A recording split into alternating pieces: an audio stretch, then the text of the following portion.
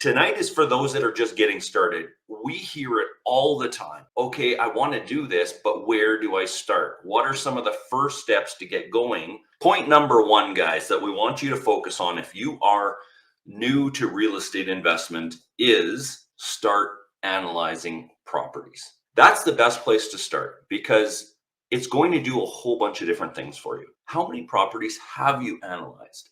This is a good way to get started. And here's the reason why it's going to be good for you to get started, because you're going to learn what properties work, what properties don't, where you should spend a little bit more time, where you should not be spending your time. Those are the types of things. If you analyze 5, 6, 10, 15, 20 properties, think about it. Do you think you're going to know more about real estate investment if you've analyzed 20 properties than if you haven't analyzed one yet? Well, obviously you're going to, right? You're going to understand the numbers. You're going to understand what makes cash flow. You're going to understand why a market might appreciate or not appreciate. You're going to understand rents a lot better, what a property might rent for. So analyzing properties is a great place to get going if you're wanting to get into real estate investment. You're going to then understand what type of returns are possible. And think about it this way. If you're new and you're wanting to get started and you don't have the money to do it yourself, you're going to need a partner potentially to come on board with you. So you need to be able to explain these things to them as well. Okay, so analyzing properties, first step when it comes to becoming a real estate investor. All right. There's a few other things that it's going to help you with too. You're going to figure out what kind of tenants you probably are going to attract in a property like this. That's a part of analyzing properties. You're going to figure out what vacancy rates might be in that particular neighborhood or market. You're going to figure out, is the market going up in value? Is it going down in value? At what stage of the cycle is that particular market? These are all things that help you when it comes to analyzing properties. And then what we usually suggest too is don't just analyze properties where you live, but pick out a few different markets here in Canada and take those properties and start analyzing them too. And you're going to start to compare market to market, property to property, and you're going to learn a lot from doing that. A couple words of caution though, when it comes to analyzing properties. This does not mean necessarily hiring a realtor at this point. This does not mean going out and looking at properties and doing showings at this point. This does not mean putting in offers on properties at this point if you're not quite ready yet. Okay, if you find a slam dunk property, you analyzed it, well, maybe you could start moving forward with that. But what really gets people stuck, I ask them when they're first getting started a lot of times, and they say, I'm stuck, I don't know what to do. Well, how many properties have you analyzed? And usually the answer to that is 0 or very, very few. And so their knowledge is not gaining. You're not educating yourself if you're not analyzing properties. Okay, does that make sense? Guys, as a first step to get going when it comes to real estate investment is to start analyzing. So that's step number one, analyzing properties. And you're going to find that as we talk about these steps, a lot of them are intertwined.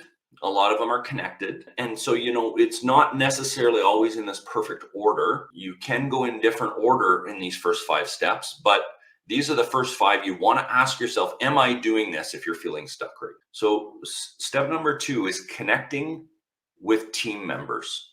Or you've probably heard us say this before, building your power team. So I want you to ask yourself, how many realtors have you chatted with? How many relationships as far as realtors have you started to create? Now, this doesn't mean that, okay, you're hiring that realtor. It doesn't mean that, you're exclusive to that realtor at this point yet. But what it does mean is you're starting to create relationships with professionals out there that can help you do what you want to do, get into real estate. And so what we have found is that a realtor or a mortgage broker are the 2 places to start. So do you have a connection? And ask yourself this, do you have a connection with an investment focused mortgage broker? And do you have a connection with an investment focused realtor? And if you have those 2 connections, then those professionals can then connect you with others. So for example, your realtor will connect you with a property manager in that area because an investment focused realtor works with them all the time, has investment clients, works with property managers for buying and selling properties. That's a great quarterback to your team, would be your realtor.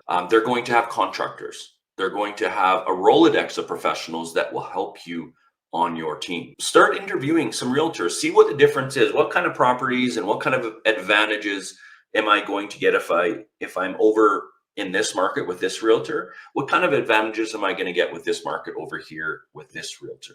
Start comparing them and start creating those relationships, because those relationships can carry you super, super far. Step number 3 is networking with other investors. So if you were a newbie, I want you to ask yourself, and when I say newbie, I mean somebody that has 3 investment properties or less. You might have 0, 1, 2, or 3. That would be what we would consider somebody that's new getting into real estate investment.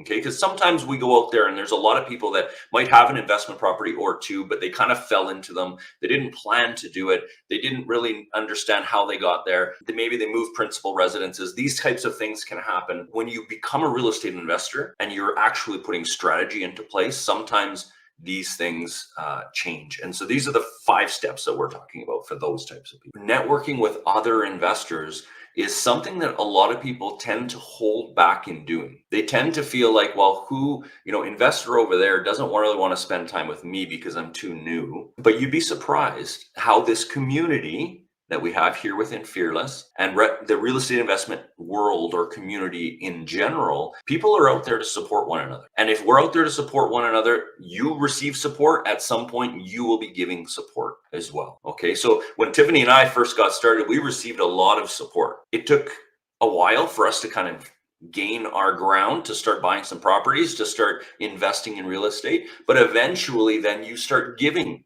that support because you've learned a whole bunch of things. And you've learned a lot of tips along the way and tricks and hints that will move somebody from point 0 to point 1, okay, and start getting them down that road of real estate investment. So a community around you is very, very important. And if you're here in Fearless or you're here watching us on YouTube, then you are within a community that you need to take advantage of. Point number 4 for our newbies is asking questions. And this is where we see a lot of our newer ones shy away from doing. And so for those of you, I know we have a bunch of our Ignited members here. How did you feel at the beginning to ask questions? Okay, did you feel out of place? Because I would say that is a normal way to feel. However, if you can get past that and actually ask your questions, if you can actually get past that and think to yourself, okay, I'm not too afraid to ask. It's not a dumb question. I don't want to feel embarrassed and I'm just going to ask it. Then you get the answers that you need and you can move forward. I don't know how many times I've had conversations with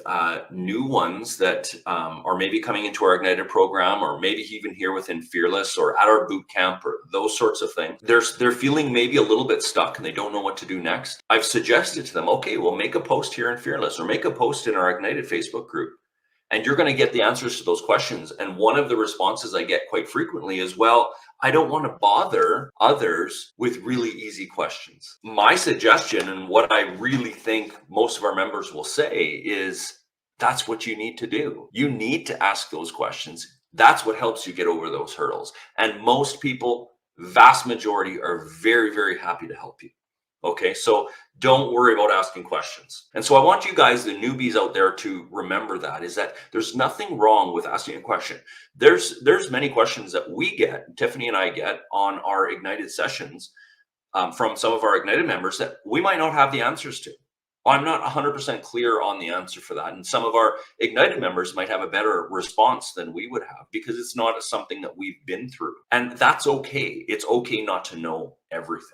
And so don't feel scared about asking questions. So we've talked about 4 different things, and we have a 5th one coming up. We've talked about analyzing properties, connecting with team members, networking with other investors, asking questions. Don't be too afraid to ask. Our 5th point that we're going to share tonight is building credibility. Now, you might ask yourself, why is that important?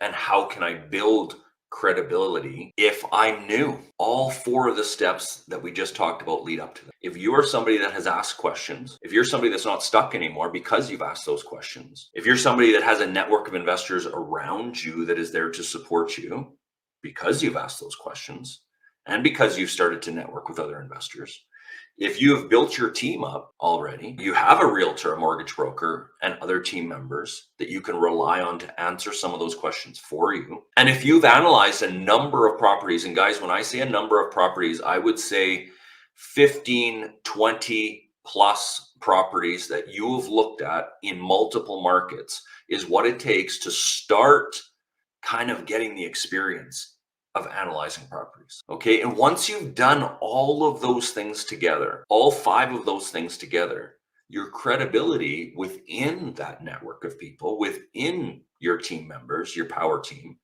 is only going to increase. Okay. Does that make sense?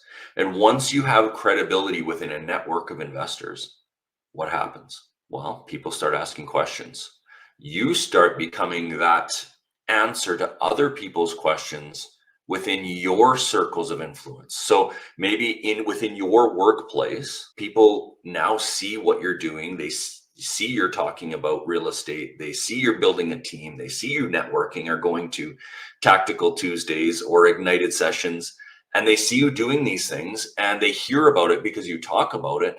And now when they have a real estate question, who do they go to? They go to you. That's where your investors start to come from. What about your family members? They see you doing all of these things. They see that this is something you're interested in. What happens? They start asking you some questions. Oh, so-and-so. Actually, I got one from a family member today that said to me, hey, I have an accountant friend of mine that has a property in Edmonton and they want to sell the property, but they have family members living there, great tenants, and they want to make sure that the tenants can stay. Do you have any investors? Do you know any investors that would be interested in that? This is what happens is you get these all the time. This is an off-market property that now out of the blue is sent my way and might be a good fit. I don't know. Might not be. Might be a good fit for somebody else. And so this is where the whole world of real estate investing starts taking a turn. You know, it's like a vicious circle, right? A chicken and the egg type thing. Where do you start? Well, if you start with these 5 things, then that circle starts rotating. Okay. An egg is born, a chicken is hatched, and the cycle continues and continues and continues. All of these things are all intertwined. And so some questions that I want you to ask yourself, if you're a newbie and you haven't moved forward yet, how many properties have you analyzed? How many team members have you connected with? How many investors have you networked, maybe had a Zoom call or met for coffee with? How many questions have you asked in public forums or to some of these investors or to some of these team members? And have you started building your credibility? Ask yourself those questions. And if the answer to those is, I haven't done that yet, or I need to do more of that, then now you know a road to go down. Okay, now you have a starting point. And if you do this and you're still stuck after doing all 5 of these, this is where you need to reach out and probably hire a coach, a mentor, or move a little bit forward and get some more support. Okay, so everything that I've said so far is absolutely free. Doesn't cost a thing and anybody can do it. If you want to take that next step and do things faster, that's really what our Ignited program is designed towards. So feel free to reach out and we can tell you more about that. Thanks for joining us, guys, and we will see you next week for another Tactical Tuesday.